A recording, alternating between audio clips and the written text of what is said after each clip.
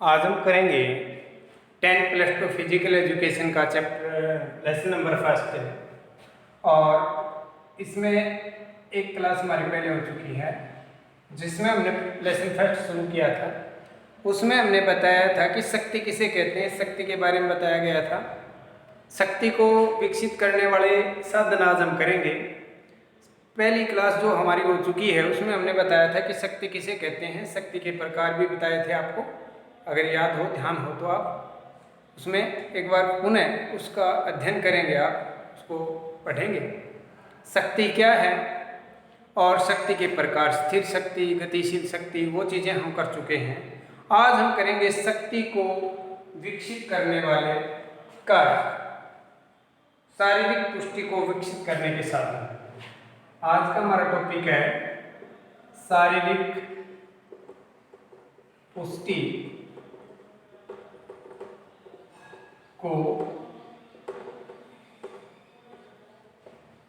विकसित करने वाले कारक, करने वाले कारक। देखिए, शारीरिक पुष्टि हमने पढ़ा, किसे कहते हैं शारीरिक पुष्टि, ये चीज हमने आपको पहली जो क्लास हमने ली उसमें करवा दी। शारीरिक पुष्टि के लिए आप विस्तृत रूप से वहां जानेंगे कि शारीरिक पुष्टि क्या है। शरीर की वह योग्यता जो किसी काम को बड़े आराम से करने में हमारी मदद करती है और अचानक कोई काम आ जाए तो उस काम को पूर्ण करने की ताकत भी हमारे अंदर रहती है, उसको शारीरिक पुष्टि कहते हैं। स्थिर शक्ति और गतिशील शक्ति, ये दो इसके प्रकार थे, हमने विस्तार से उसमें आपको बता दिया था। आज हम करेंगे वो है शारीरिक पुष्टि को विकसित करने के लिए। इसको विकसित कैसे किया जाए? विकसित करने का मतलब होता है कि गुणवत्ता बढ़ाना। जो शारीरिक पुष्टि है हमारी, वो किस प्रकार से और ज्यादा मजबूती हमें मिले, कैसे विकसित हो वो आज हम जानेंगे। उसको प्रभावित करने वाले कारक कौन कौन से हैं, उन कारकों का अध्ययन आज हम करेंगे। क्योंकि शारीरिक पुष्टि जो है ये हमारे शरीर में एक बार बनने के बाद भी बनाए रखना बहुत जरूरी है, इसको विकसित करना जरूरी है। और सबसे पहला कारक है वो हमारा खेल कूद। खेल कूद के द्वारा हम क्या करेंगे, ये जो पहला पॉइंट है हमारा कि खेल कूद के द्वारा शारीरिक शक्ति को हम कैसे बढ़ाएं। देखिए, अगर कोई बच्चा नियमित रूप से अगर खेल एक्टिविटी में भाग लेगा, खेलने संबंधी क्रियाएं करेगा, तो उसकी शारीरिक मसल्स जो है वो काफी मजबूत होंगी, उसका स्नायु तंत्र जो है वो मजबूत हो जाएगा, उसकी मांसपेशियां मजबूत हो जाएंगी, उसके ज्वाइंट ठीक ढंग से काम करेंगे, उसके हर प्रकार की एक्टिविटी जो है वो विकसित होगी और वो पुष्ट होगा। पुष्ट व्यक्ति वही है जिसका शरीर फिट है, जिसका शरीर स्वस्थ है।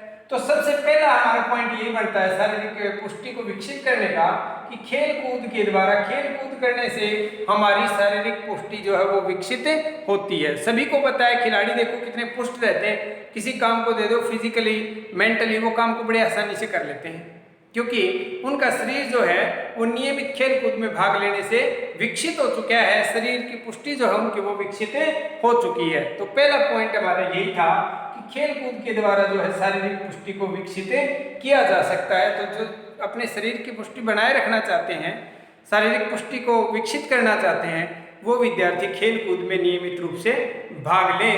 जो उनको पसंद है वो खेल उसका हो सकता है और वो नियमित रूप से उस खेल को खेलें तो उसके शरीर की पुष्टि को विकसित किया जा सकता है। नंबर 2 है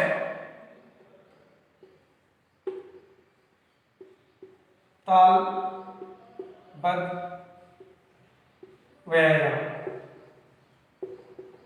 देखिए, ये तालबद्ध क्या है? ताल का मतलब है कि वो एक्टिविटियां जो किसी एक स्टेप वाइज स्टेप की जाती है, ऐसी एक्टिविटियां जिनको हम किसी निश्चित स्टेप के हिसाब से करते हैं, सिस्टम से करते हैं, रिदम से करते हैं, तरीके से करते हैं, वो तालबद्ध व्यायाम होते हैं। उन तालबद्ध व्यायामों को करने के लिए हमारे कुछ खास अंगों की एक्टिविटियां निश्चित हो जाती है और उन्हीं एक्टिविटियों को हम फॉलो करते जाते हैं और ये तालबद्ध व्यायाम जो है वो हमारे व्यायाम का एक पुष्टि को विकसित करने का एक साधन बन जाता है। अब तालबद्ध व्यायाम में क्या क्या आता है, हम ये जानने की कोशिश करेंगे कि भाई जो तालबद्ध व्यायाम है वो किस प्रकार से हमारे होते हैं। हमें पता भी होना चाहिए कि तालबद्ध व्यायाम तो हम कर रहे हैं, लेकिन है क्या, वो कैसे करने चाहिए, कौन से व्यायामों को तालबद्ध कहेंगे, वो जानना भी हमारे लिए बहुत आवश्यक हो जाता है। तो सबसे पहले तालबद्ध व्यायाम में हम देखेंगे, सबसे आसान उदाहरण देता हूं मैं, नृत्य। नृत्य में क्या है कि जो भी विद्यार्थी नृत्य की क्रिया करता है वो विद्यार्थी देखा जाता है कि उसकी जो एक्टिविटियां हैं वो ठीक ढंग से संपन्न होती हैं। इस प्रकार की गतिविधियां करने से नृत्य में एक खास अंगों की भंगिमा होती है, खास ढंग से जो है अंगों की एक्टिविटी हम करवाते हैं। तो ये नृत्य जो है ये तालबद्ध व्यायाम का एक उदाहरण माना जाएगा। नृत्य करना तालबद्ध व्यायाम का उदाहरण है। इसके अलावा क्या है आपका लेजियम। अब लेजियम क्या है, शायद आपने लेजियम को देखा नहीं होगा, लेकिन मैं एक बार यहां समझाने की कोशिश करूंगा कि एक तो ये हथी होती है इसकी लेजियम की, एक बड़ा सा डंडा होता है यहां इस तरह का, और यहां से एक तार लगा रहता है, एक तार यहां से लगा रहता है, और इसके बीच में ये छल्ले से लगे रहते हैं। मीराबाई की खड़ाऊ जो है तस्वीरों में देखी होगी आपने, और औरतें जो गाती बजाती हैं, भजन कीर्तन करने वाली औरतें जो खड़ाऊ रखती हैं, हाथों में ऐसे बजाती हैं, छन छन की आवाज आती है, उसमें ये छल्ले से डले रहते हैं, देखे होंगे आपने, एक तार दूसरे तार में से डला रहता है, और उनके बीच में जो है ना ये छन छन की आवाज करने वाले छल्ले से लगे रहते हैं, धातु के बने हुए। तो इसको बोलते हैं लेजियम। ये हम विद्यार्थियों को देकर के तालबद्ध क्रियाएं करवाते हैं और वो गतिविधियां करते हैं, उनको तालबद्ध व्यायाम के अंतर्गत हम लेते हैं। तो आपको शायद पता चला होगा कि लेजियम किसे कहते हैं, इसके द्वारा एक्सरसाइज करवाई जाती हैं। इसके अलावा है डंबल।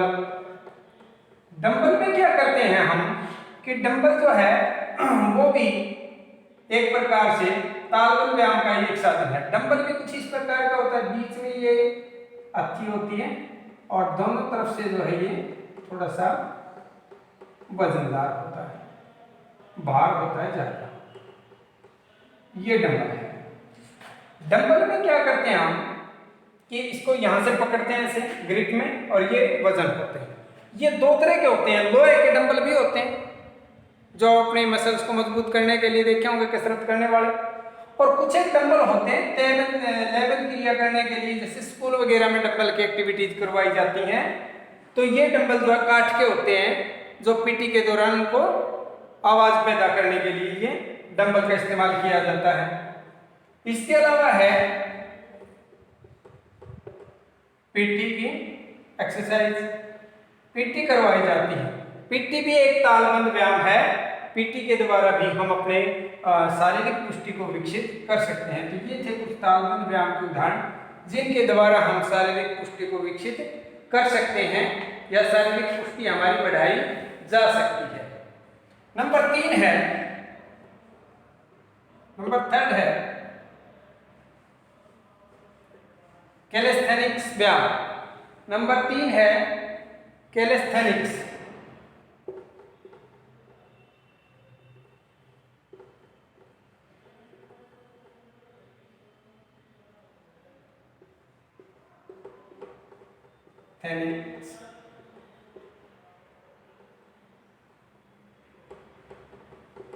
व्यायाम।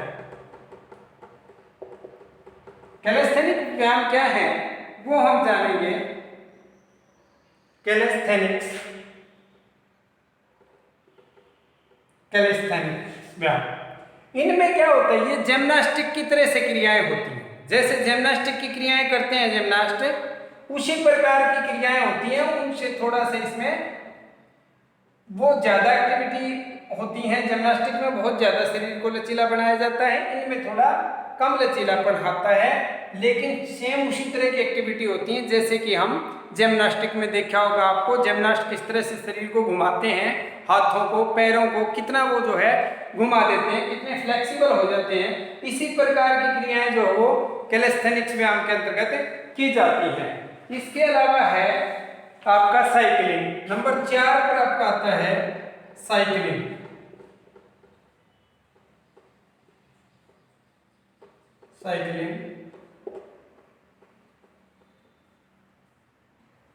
साइकिलिंग इसमें क्या होता है कि साइकिल जो है वो चलाई जाती है।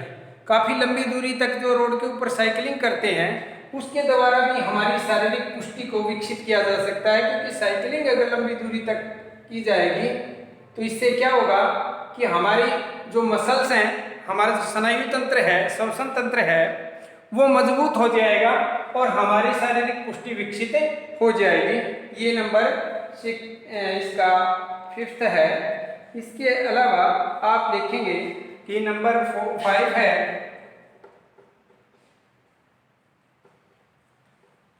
नंबर 5 आपका आता है इसमें सर्किट प्रशिक्षण, परिधि प्रशिक्षण। सबसे पहले हम परिधि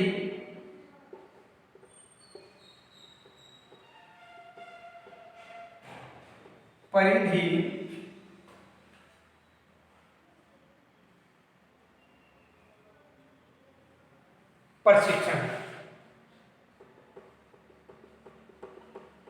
परिधि प्रशिक्षण। परिधि प्रशिक्षण में क्या होता है कि कुछ एक व्यायाम होते हैं जो परिधि में किए जाते हैं।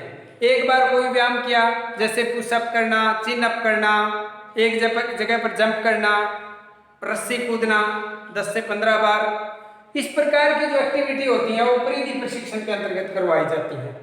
परिधि प्रशिक्षण अगर करवाया जाएगा तो शारीरिक पुष्टि विकसित होगी, क्योंकि बार बार एक्टिविटी हम अलग अलग प्रकार की करेंगे। कभी पैरों से एक्टिविटी कर रहे हैं, कभी हाथों से एक्टिविटी कर रहे हैं, कभी जो है हम चिन अप कर रहे हैं, कभी पुशअप कर रहे हैं। तो शरीर के सभी अंगों का परिधि प्रशिक्षण के द्वारा व्यायाम किया जाता है और परिधि प्रशिक्षण का व्यायाम करने के कारण हमारी शारीरिक पुष्टि जो वो विकसित हो जाती है। परिधि प्रशिक्षण के साथ साथ हम अंतराल प्रशिक्षण भी करेंगे। अंतराल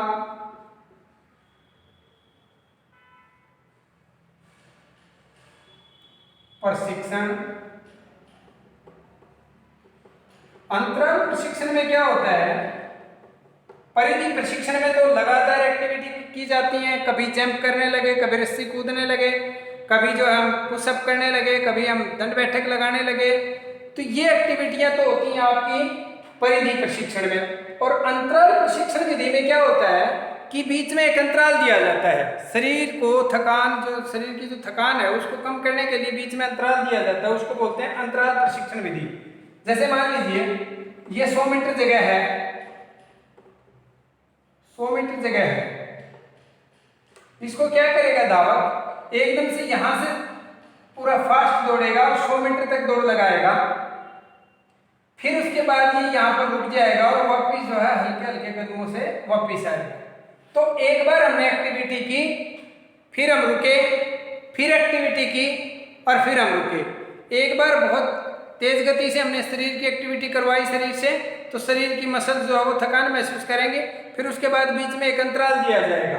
अंतराल प्रशिक्षण विधि नाम दिया गया है इसका, कि बीच में अंतराल देना, बीच में कुछ समय देना, जिससे हमारी मांसपेशियां जो है वो फिर से तैयार हो जाए और फिर से एक्टिविटी करवाई जाए। ये लगभग 10 बार, ये 10 या 15 बार ये एक्टिविटी हम कर सकते हैं। तो अंतराल प्रशिक्षण विधि भी शारीरिक पुष्टि को विकसित करने का एक अच्छा साधन बन सकती है, क्योंकि इसके द्वारा हमारे शरीर की थकान भी मिट जाती है और लंबी एक्सरसाइज जो है हमें लंबी एक्सरसाइज जो है हम कर सकते हैं और शरीर को पुष्ट और विकसित कर सकते हैं। तो आज हमने पढ़ा शारीरिक पुष्टि को विकसित करने वाले कारक। उसमें हमने जाना खेल कूद के द्वारा विकसित की जा सकती है शारीरिक पुष्टि, तालबद्ध व्यायामों से की जा सकती है।